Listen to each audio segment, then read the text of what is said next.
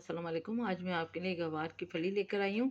तो ये बहुत ज़बरदस्त रेसिपी है, ज़रूर इसको ट्राई करें। बहुत मज़ेदार सी है और इसमें कड़वाहट भी बिल्कुल नहीं है, क्योंकि इसमें कुछ टिप्स हैं वो आप फॉलो करिएगा ज़रूर। रेसिपी पसंद आए तो सब्सक्राइब करें, बराबर में दी गई बेल को क्लिक कीजिए ताकि हर नई रेसिपी आपके पास सबसे पहले आ जाए। अब आते हैं हम रेसिपी की तरफ। तो इसकी दोनों तरफ साइड जो है वो काट देंगे इस तरह से।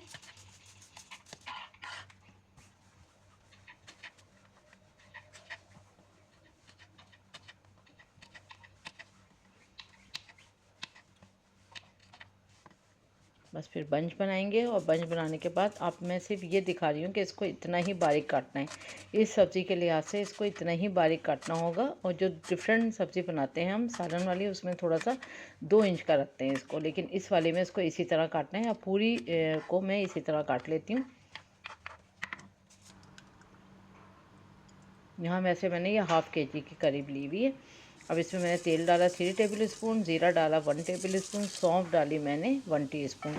ये चीज़ें इसी तरह से डालिएगा आप और फिर इसी तरह इसको फॉलो करिएगा। तो सौंफ बहुत अच्छा इसमें जायका देगा, क्योंकि हल्की सी इसमें कड़वाहट होती है वो निकल जाएगी।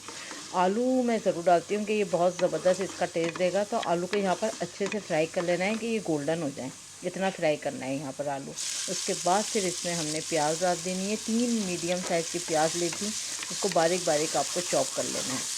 उसके बाद इसको फ्राई करना है, कलर चेंज होने तक नहीं जाएंगे, बस सॉफ्ट हो जाए प्याज। उसके बाद हमने यहाँ पर इसमें फिर ये डाल देना है फली।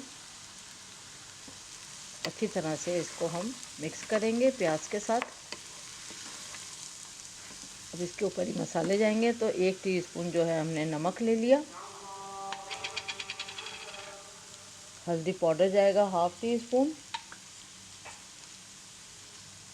कश्मीरी लाल मिर्च पाउडर जाएगा 1 टीस्पून, धनिया पाउडर 1 टीस्पून।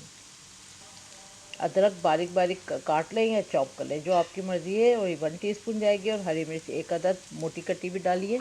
अच्छी तरह से इसको करेंगे मिक्स, बहुत अच्छी तरह से मिक्स करेंगे। और पानी का एक कतरा भी यूज़ नहीं होगा। सब्ज़ी वैसे भी कोई भी बनाए पानी यूज़ नहीं करना चाहिए, बस दम पे इसको हम कुक करेंगे यहाँ तक कि ये सब गल जाए बहुत अच्छी तरह से।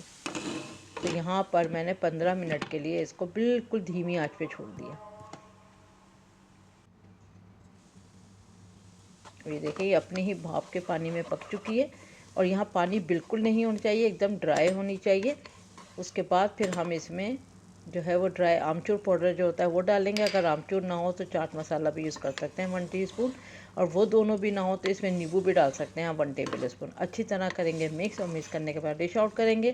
आज की ज़बरदस्त सी रेसिपी तैयार है। एक बार मेरे तरीके से बनाएं, कड़वाहट भी नहीं आएगी और बहुत लजीज है ये सब्ज़ी। तो उम्मीद करती हूँ आज की रेसिपी पसंद आएगी। Thank you for watching. दुआ में याद रखें, अपना ख्याल रखें। अल्लाह हाफिज़।